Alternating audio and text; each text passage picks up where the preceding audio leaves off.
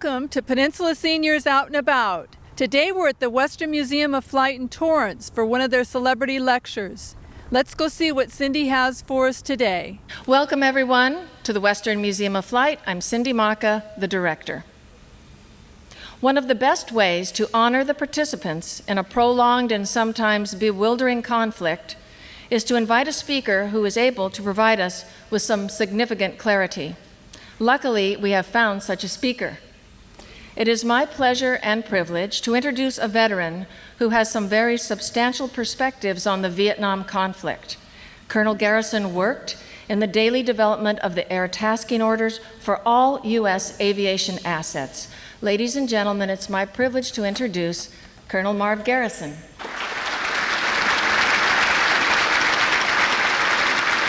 Thank you, Cindy.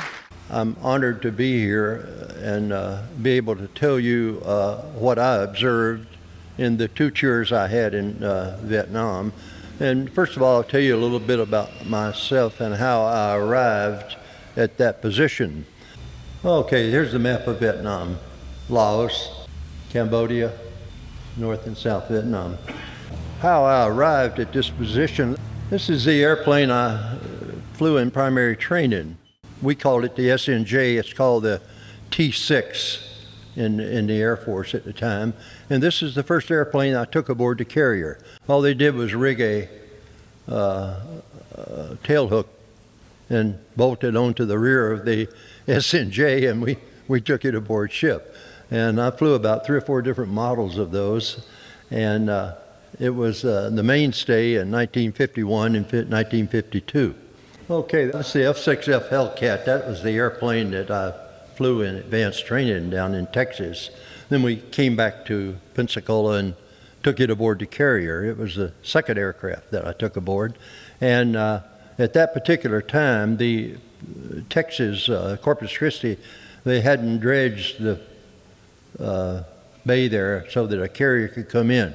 Now the carrier goes down there instead of all the people going back to Pensacola. And that was a great airplane to fly. The wings fold back on it for storage on the ship. They fold back and parallel with the fuselage. The first day at Cabinets Field in Corpus Christi, Texas, is called a land orientation for new cadets. And we're going through there, and 4 F-6s line up on the runway to take off. And the first F-6 that took off, the wings folded on takeoff and it crashed and burned. And I thought, boy, this is going to be a tough thing to get through, you know. But we got through. Okay, this is Marine Training Squadron 20, part of MTG 20. This is the East Coast Replacement Air Group back in the 50s for the Marine Corps. And I was assigned to this. And we flew AD Sky Raiders, and I think I flew 7 or 8 different models of it while I was there.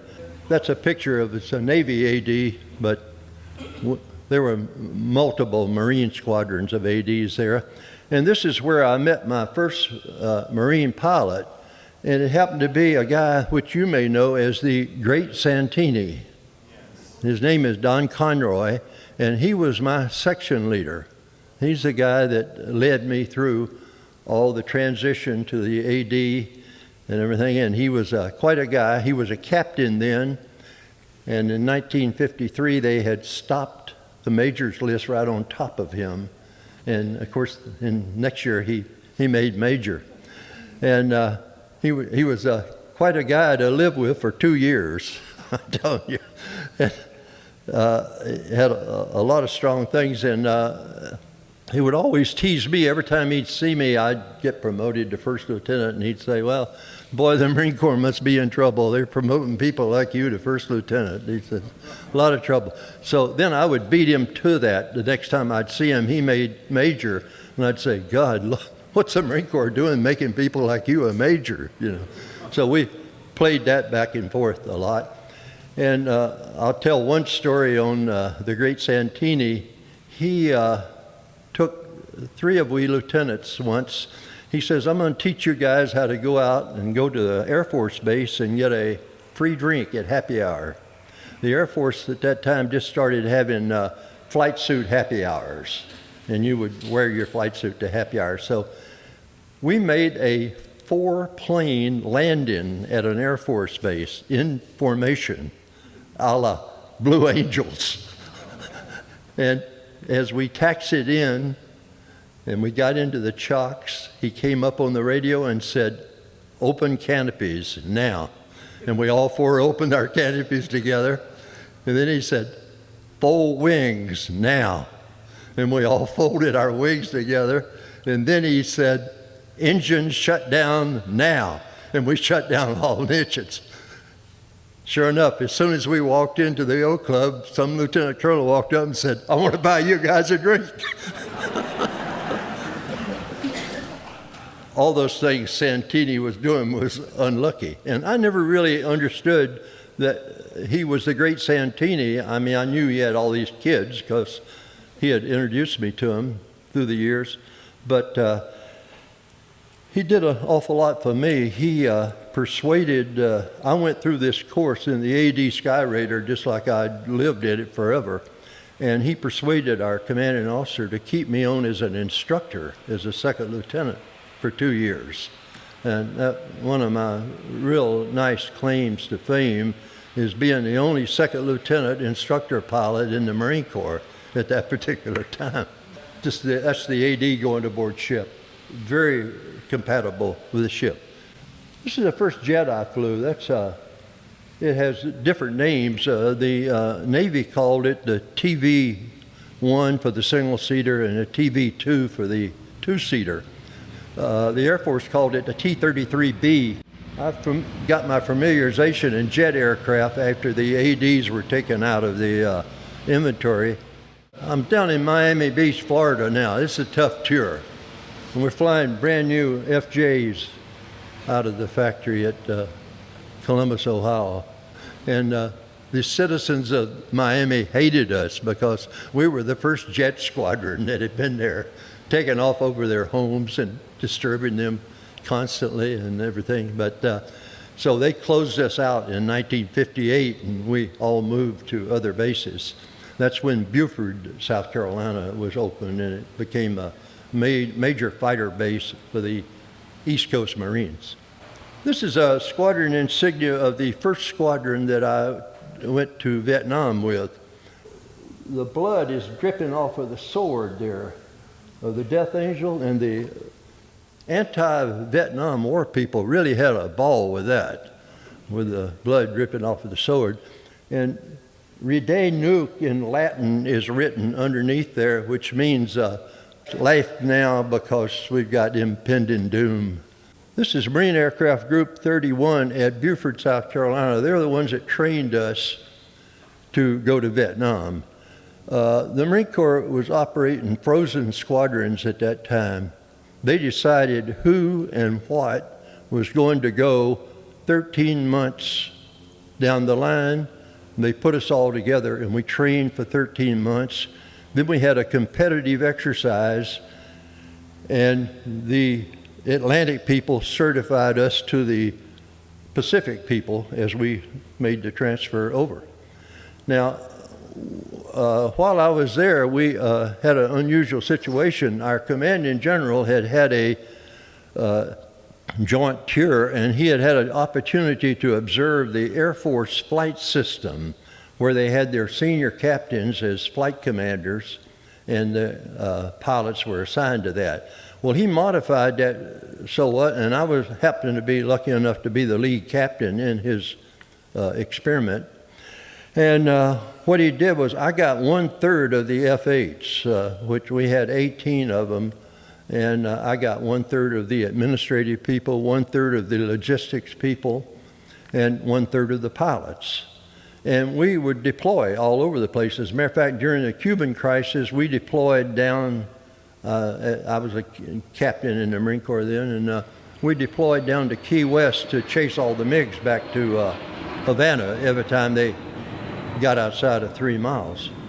And I remember distinctly the day I arrived there because I relieved a Navy commander and his whole squadron.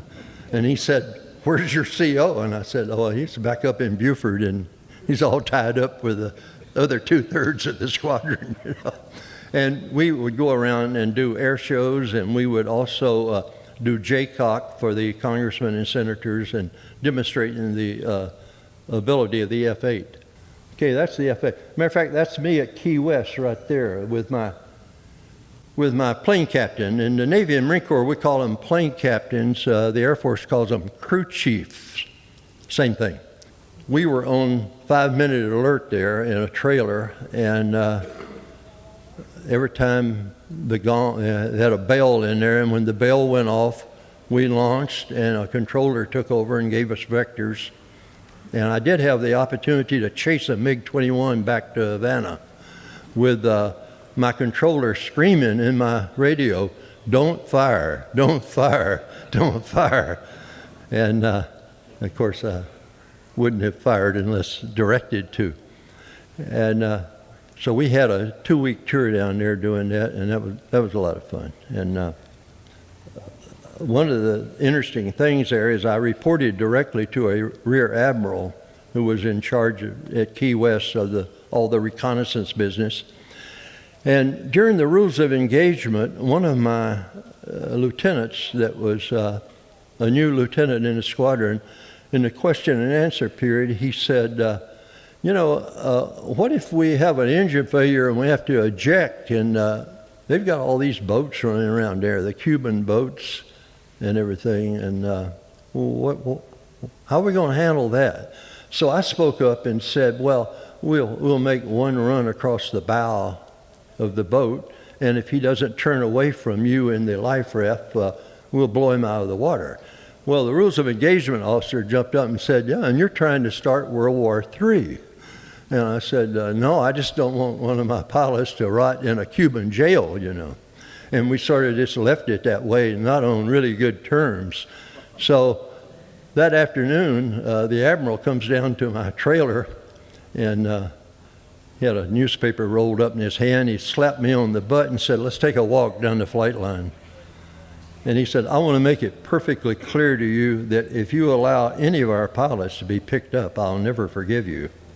So I knew where I stood then, and I knew what to do. That's another picture of the F-8 Crusader. This shows it with the wing up. This is in the landing position, so you can see the point at which you're going to be landing and watch the Fresnel lens on the carrier. And the fuselage comes down out of the wing. Now, for Vietnam, they took this beautiful fighter here that had a couple of sidewinders on it, and they put some high points on it, and we were carrying 8 500-pound bombs, plus 800 rounds of 20-millimeter cannon, plus 8 5-inch Zuni rockets. And even though this is a very powerful airplane, it's the first airplane to ever exceed 1,000 miles an hour in level flight. 1.8 Mach, 1.8 times the speed of sound. On a hot day at Da Nang, with no wind, we used a lot of runway to get airborne with all those things on. And we had never been used to carrying all those heavy bombs. We had practiced back in the United States with just little miniature bombs that were a shotgun shell that showed a puff of smoke wherever you hit. That's just another picture of it. And that's it on the ship. Okay, this is a Cougar here. It's called a TF-9J. Earlier it was called an F9F8T.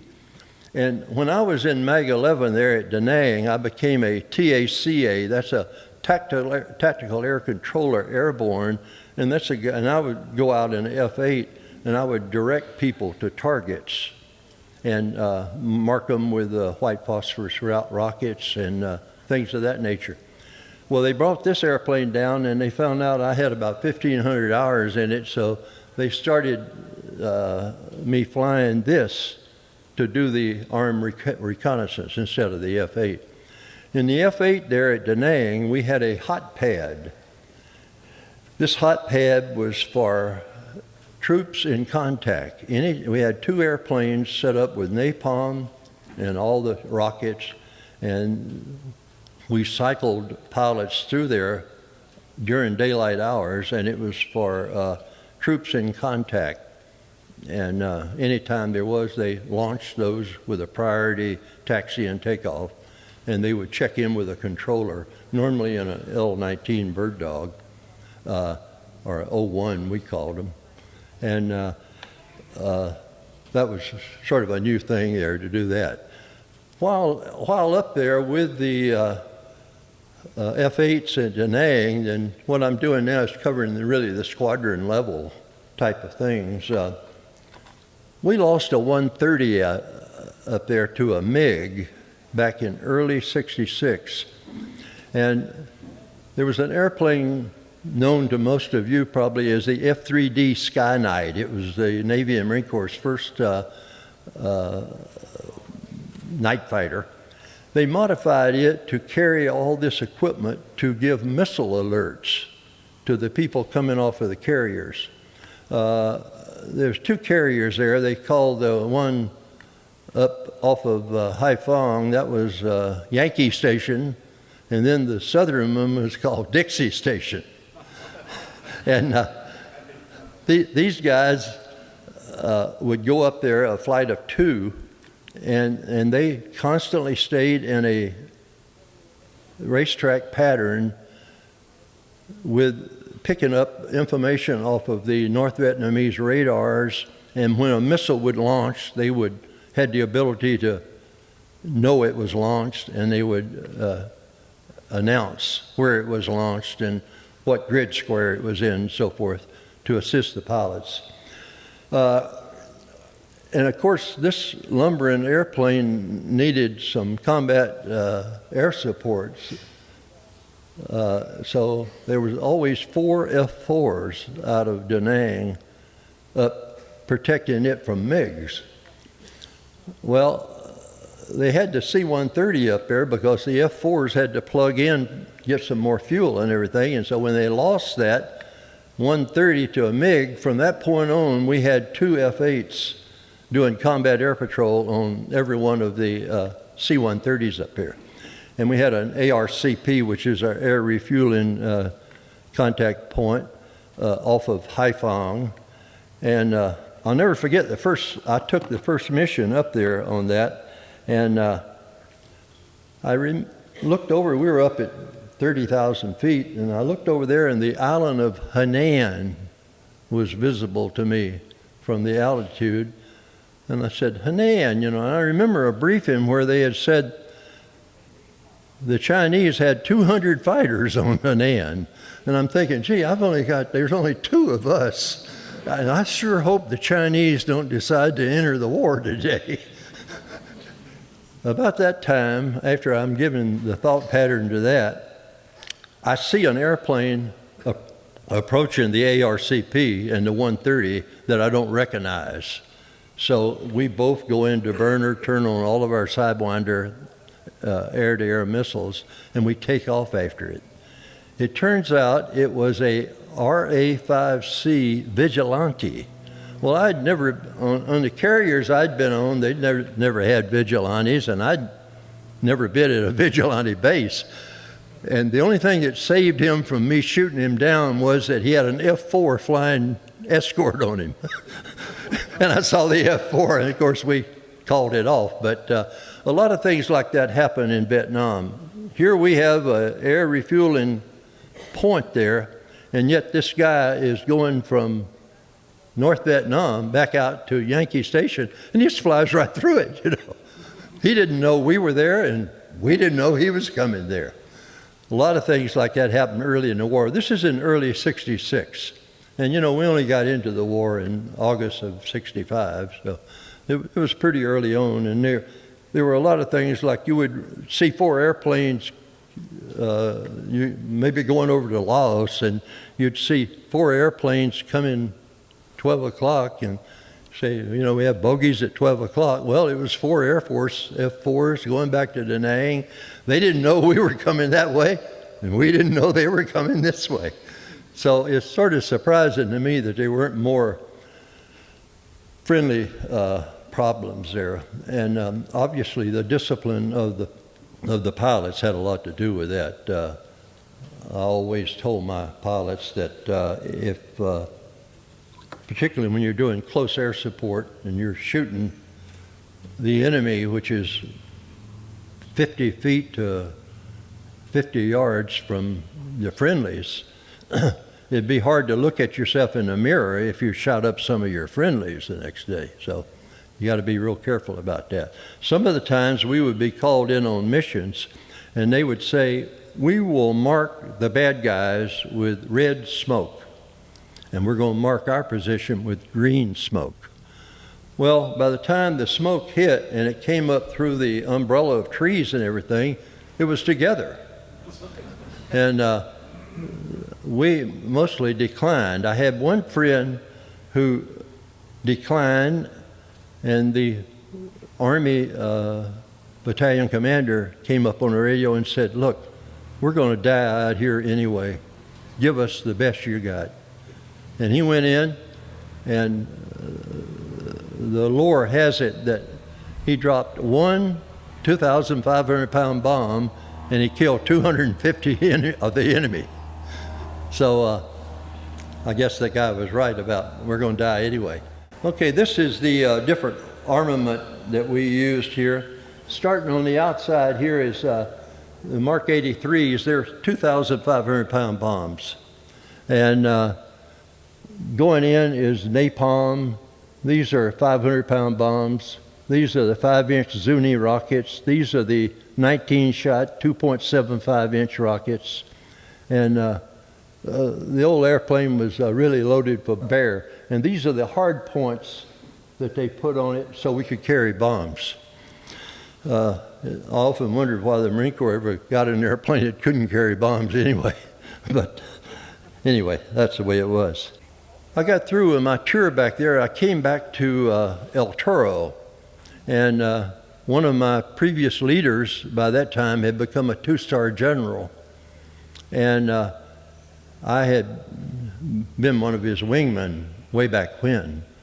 And at that period of time, the generals selected who they wanted to be the commanding officers without any reference to Washington or anything else. Now they have command selection boards, and they tell the general who's going to command a squadron. But it wasn't that way in my, I was way in front of politically correct or any of that type of stuff. Well, the general says to me, I was about the most junior major on the West Coast. He says, you're ready to command a squadron. About the happiest words I'd ever heard come out of a general's mouth. And he said, I want you to keep flying the F-8. I want you to check out in the A-4. I want you to check out in the F-4. I want you to go on all the deployments with them because you never know what's going to happen, you know. So it was pretty much decided that I was going to become an F-4 squadron commander. And this squadron was en route from Western Pacific into El Toro. Well, meanwhile, I checked out in the A-4, and I was representing the general at Douglas at a standardization conference when I got a call from him. And he called me up there and he said, I got some bad news. And I said, yes, sir, what's that? And he said, well, I'm not getting that F-4 squadron. It's going to Kaneohe Bay that I had promised you. And I said, oh, well, I'm sorry to hear that, sir.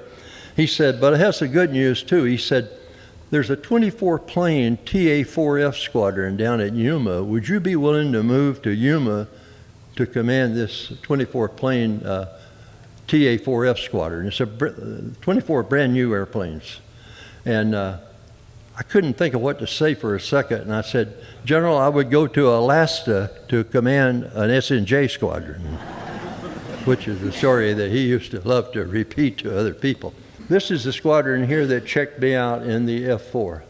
I eventually became the group commander down there, and this was the West Coast Replacement Air Group. We got all the pilots and trained them to go to Vietnam, both in the F-4 and the A-4. Smoke Trails is a journal that about F-4s, and they just happened to put one of my squadrons on the cover one time. They were going straight up. the great Yuma Desert in the background there.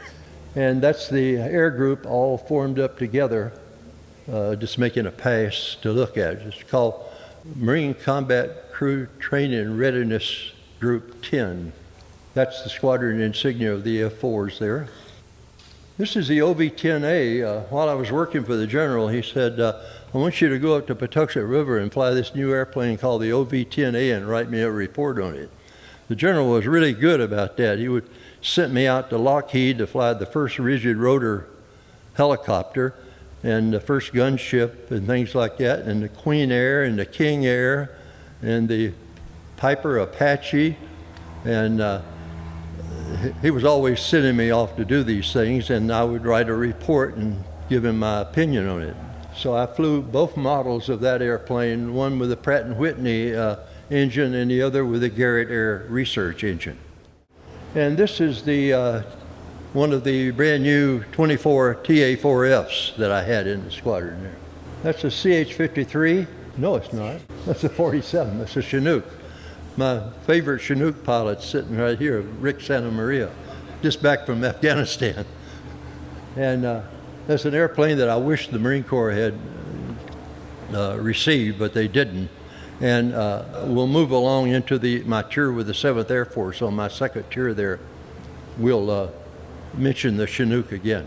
Okay, this is my second tour, and I ended up down in Saigon with a black clearance, not allowed to fly in combat, and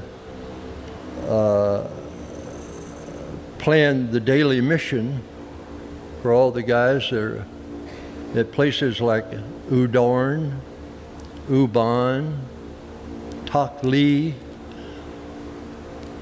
Nakhon Phanom, Tan Son Nhut, Da Nang, and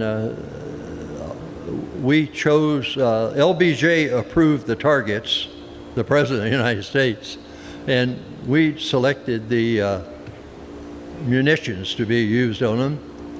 And it was about 135 plane operation each day.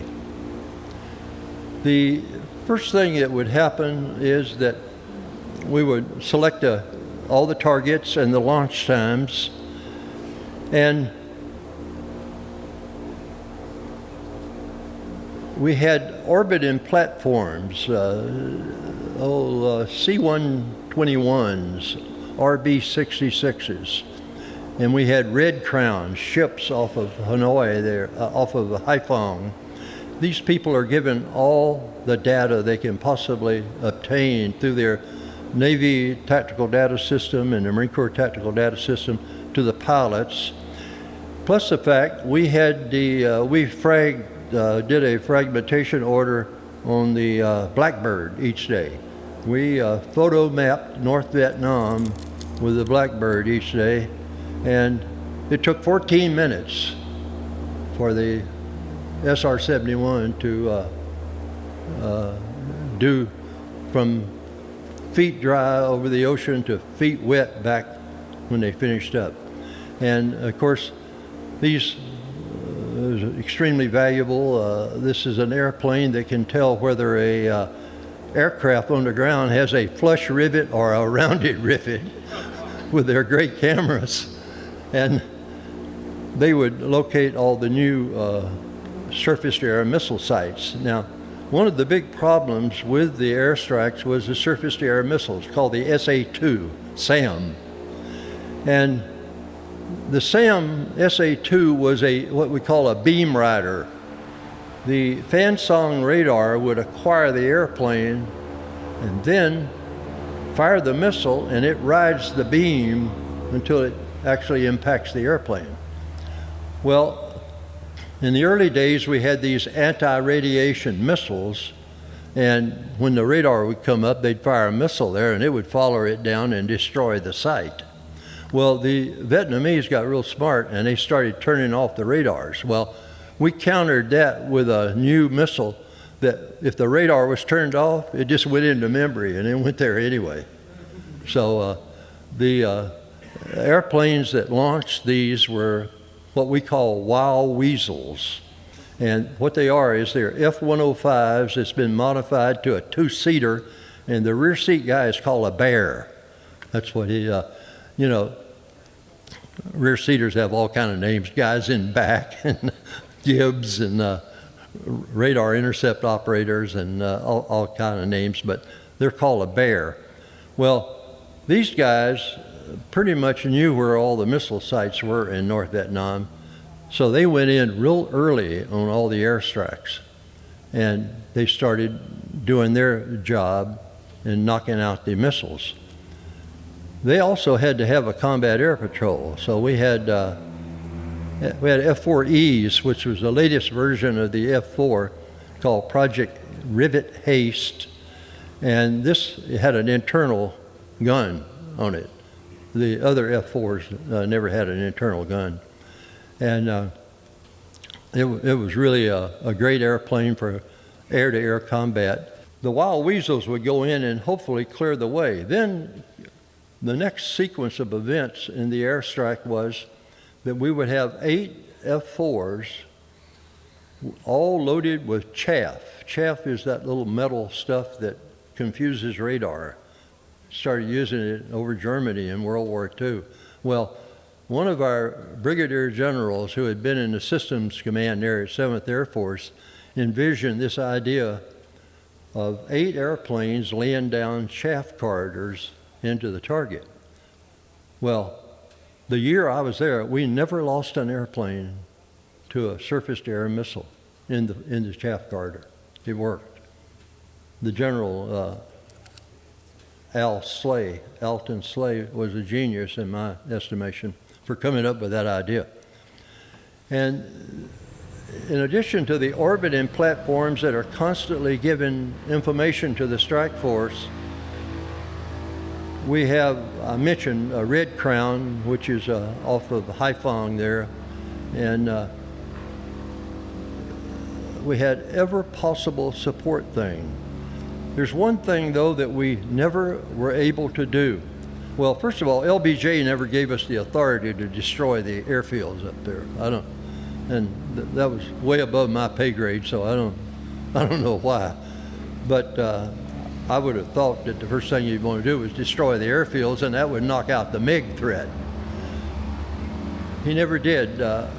When Nixon sent the B-52s up there Christmas of '72, they knocked out the airfields. And I recently was at the Tailhook Convention, and we had, the theme of the convention was the 40th year of the return of the POWs. They came home, I believe, in February of '73. And they had a POW panel there, and all of the POWs just loved Richard Nixon, because he's the guy that sent the B-52s to Hanoi, and he's the guy that forced them to the drawing board, and he's the guy that let them go, made them part of the negotiation deal. As a matter of fact, I was the Marine Corps representative on one of the homecoming deals. We had 2 homecoming deals. One was Homecoming 1. Homecoming 1 was all the American POWs other than the ones in the Hanoi Hilton area. And that was the guys that had been shot down in Laos, South Vietnam, Cambodia, different places like that. And we negotiated them out. One of the problems with the negotiation is there was a prisoner exchange. None of the North Vietnamese POWs wanted to go home. And finally one Army general said, I don't care what they want. Put them on an airplane and bring them up here. So they had to do that. We had to do that to get our guys back on the exchange. And then, of course, a little bit later they had Homecoming 2, and that's when the POWs that were in the Hanoi Hilton, famous people like John McCain and Bud Day and people of that nature were there.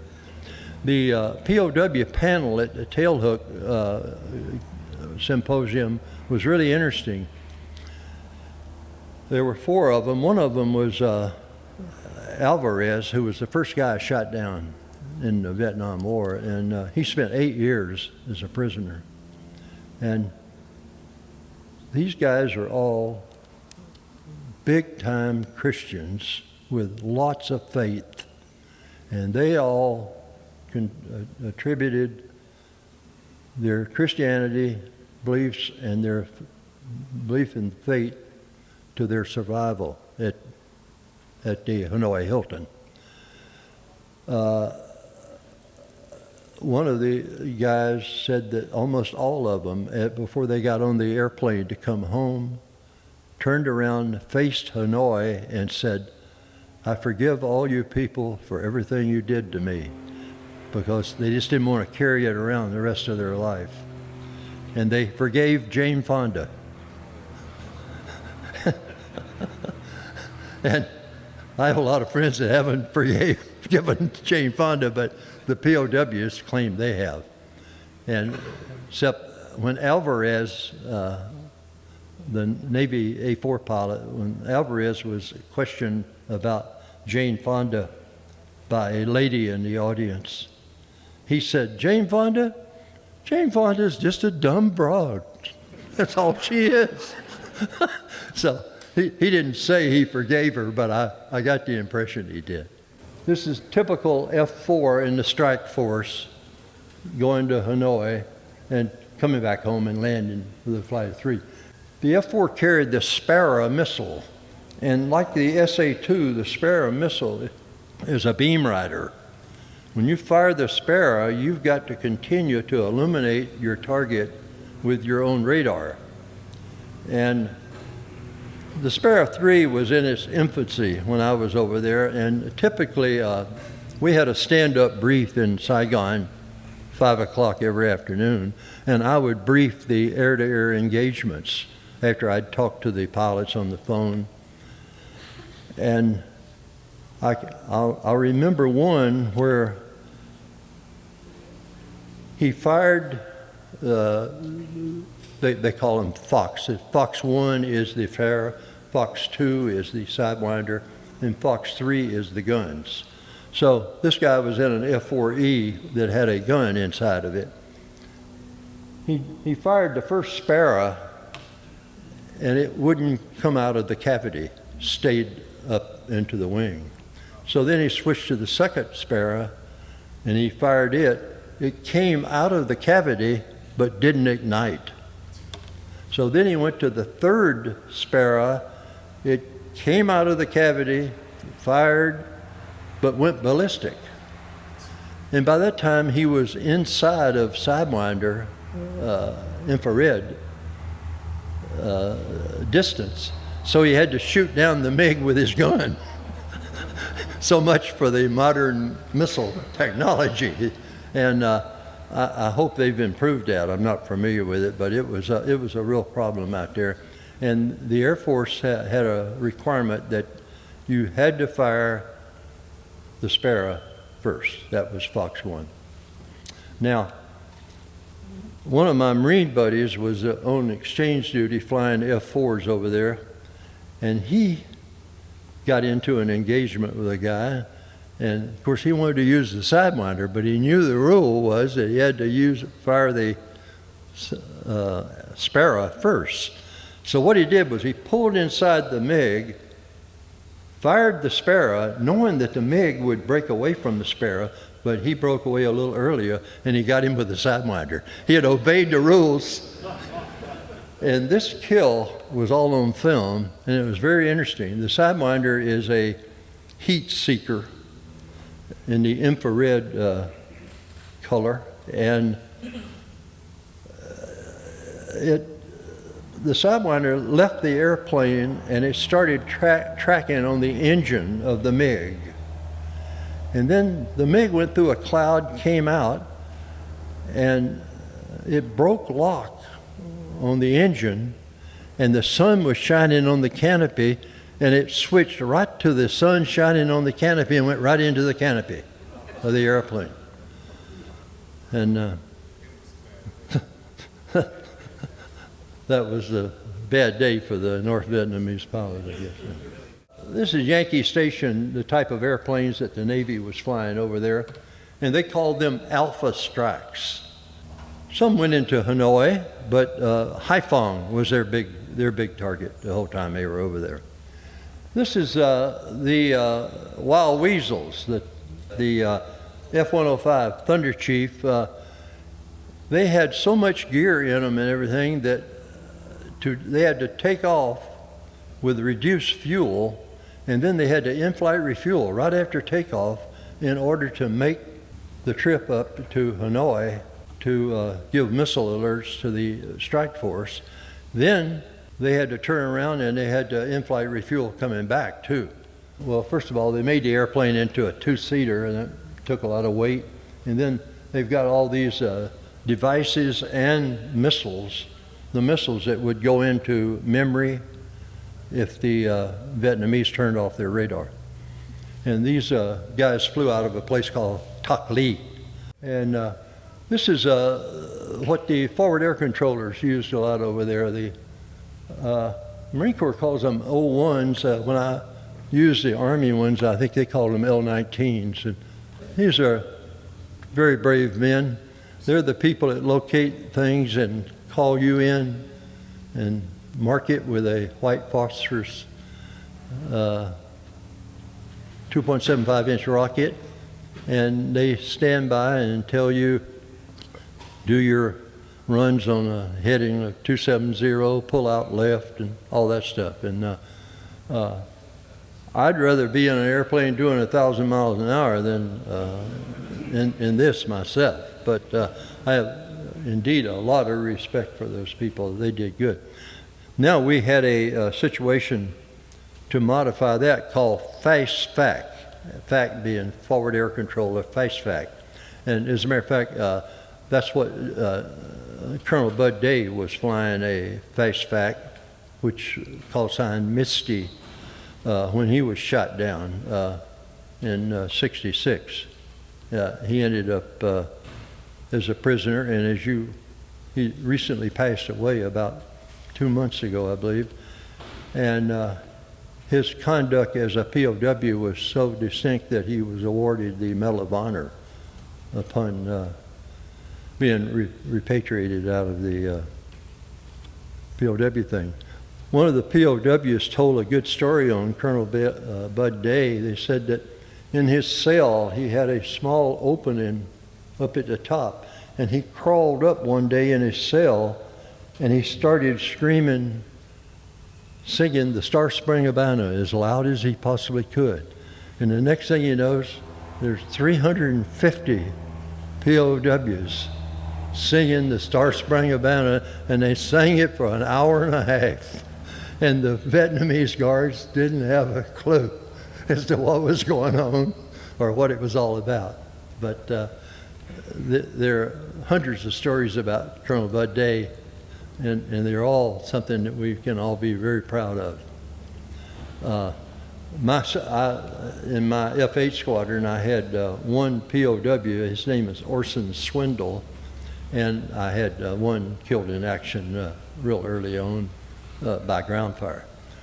This is the A-6. We got those about mid-year 1966, and the Navy had them out on the ships. These guys were doing almost always night work. They fly around at 500 feet off the ground. It turned out to be an extremely valuable asset in both the Navy and the Marine Corps. This is a picture of the POWs. It was taken they're on the airplane just after they've got on there, been released. Very appropriate. They're all pretty much smiling.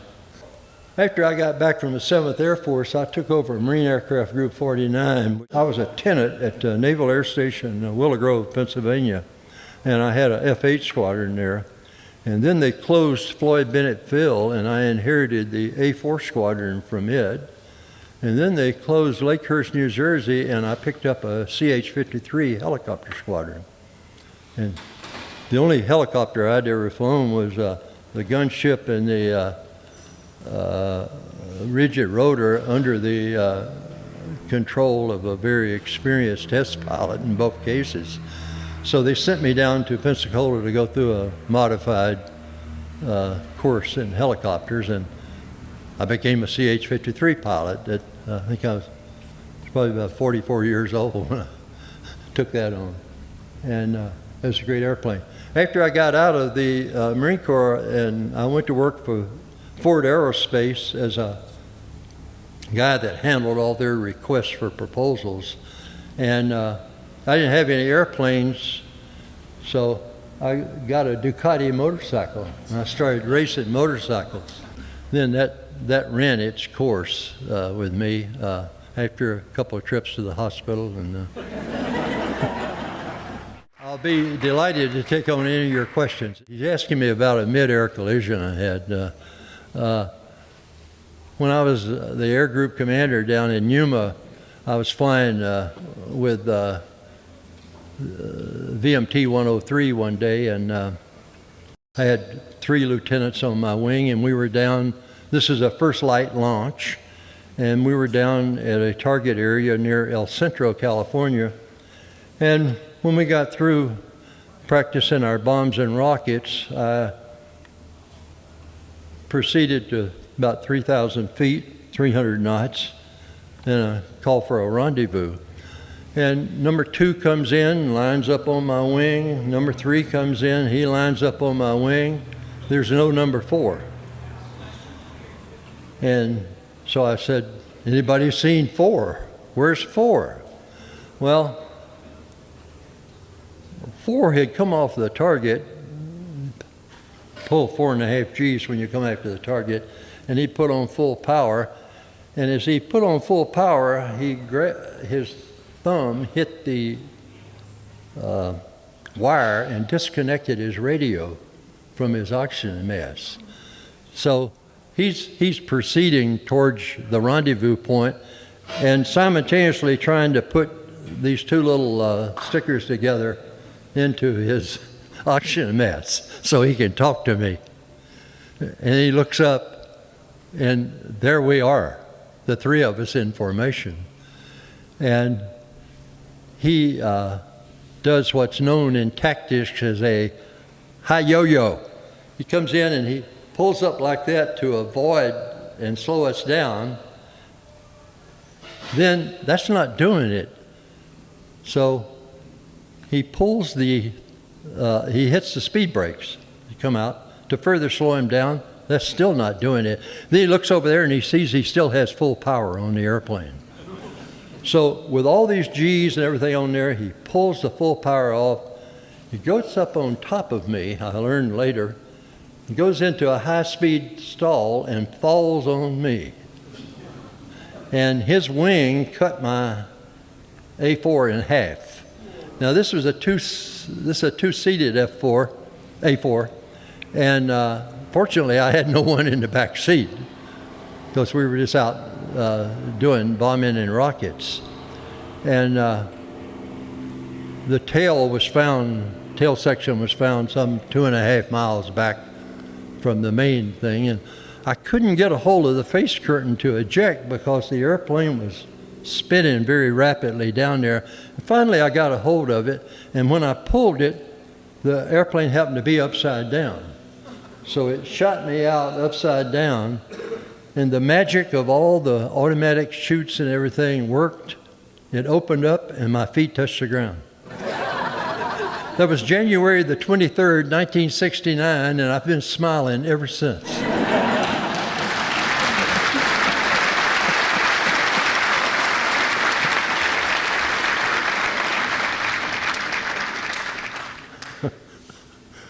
Then I had to call the general and say, there's 2 of them, you don't have it anymore.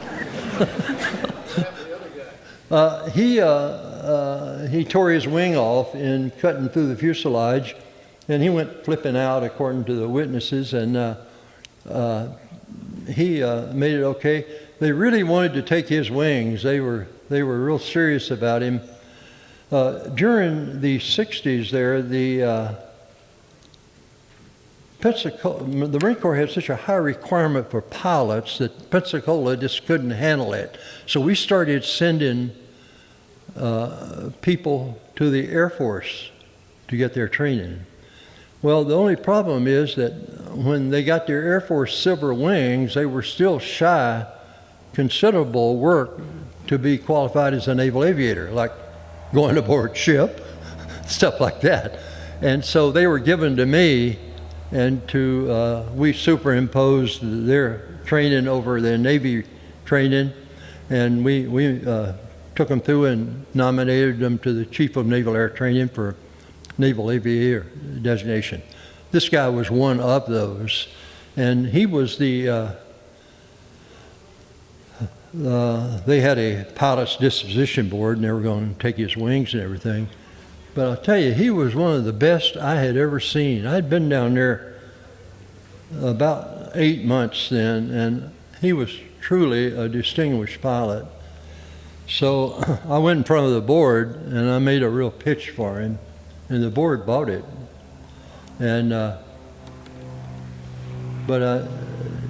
it was really tough because he was sent off to Vietnam and later killed by ground fire.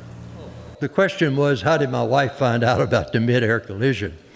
So this guy goes running up to me out of a pickup truck, and he says, gosh, I saw the whole thing here. And he runs back to the pickup truck, and he comes back with a bottle of booze. And he says, I bet you could use a drink, you know. And I said, actually, they're going to be giving me a physical as soon as the helicopter gets here to pick me up. And I think I'm going to have to pass on that. And he says, well, you don't mind if I have one, do you? So he chug-a-lugged a drink there, and then he took me over to a home that had a wire indicating that there was a telephone there. And I called my wife at home in quarters at Yuma. And I said, there's been a little accident out here. And she said, of what nature?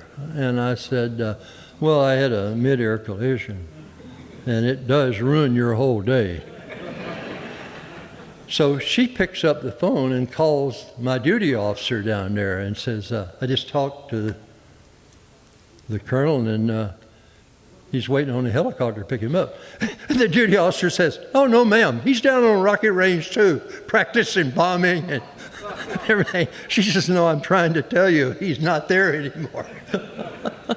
So that's how she found out about it. And they went to the school and got both my kids out and told them that something had happened out there. And they're pretty much set up for that. Yuma was an interesting situation there. After I left Yuma, I run into one of the wives there, and she was saying, I learned that if a pilot gets killed, it's my duty to go to his next of kin and, of course, inform her. Well, I found out early on you need to take the chaplain of whatever fate she has. You need to take a medical officer with you, and if possible, her best friend. Well, the problem is at Yuma is that all the officers, pilots lived on this big circle. And when a green sedan appeared on the circle, this woman was saying everybody was wondering whose house it was going to stop in front of. And there was no way to avoid that, but I did have the misfortune of losing some people down there in training accidents. And then, of course, like Lieutenant Lawson, one of the guys I saved to only go over and get killed in Vietnam, which was really a hurt.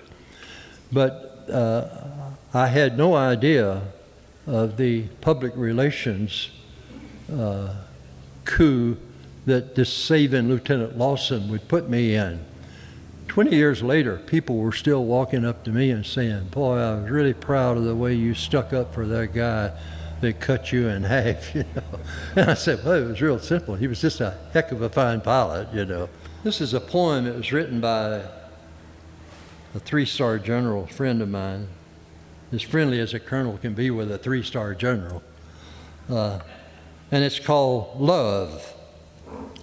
The wonderful love of a beautiful maid, the love of a staunch, true man, the love of a baby unafraid, have existed since time began. But the greatest of love, the quintessence of loves, even greater than that of a mother, is the tender, passionate, infinite love of one drunken Marine for another.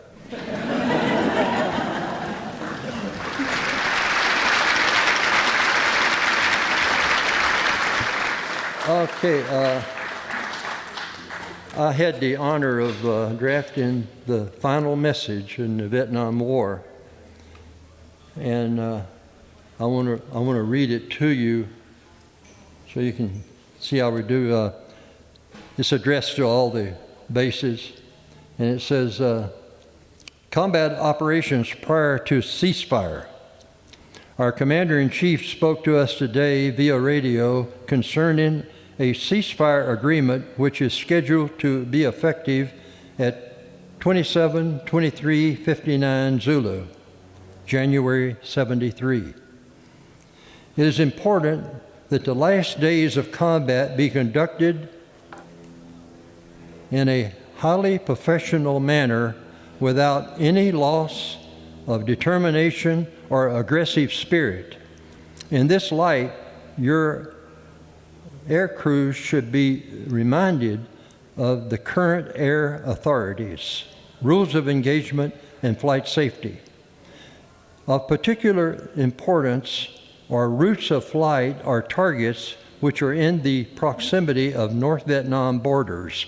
We had agreed we wouldn't penetrate North Vietnam while this was going on.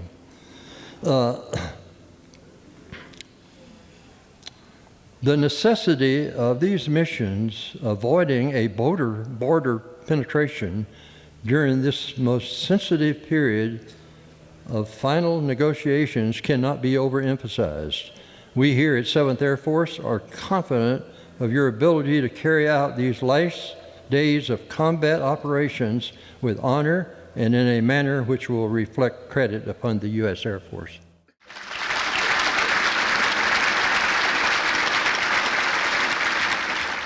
Thank you for watching Peninsula Seniors Out and About here at the Western Museum of Flight and Torrance. I'm Betty Wheaton. I'll see you next time.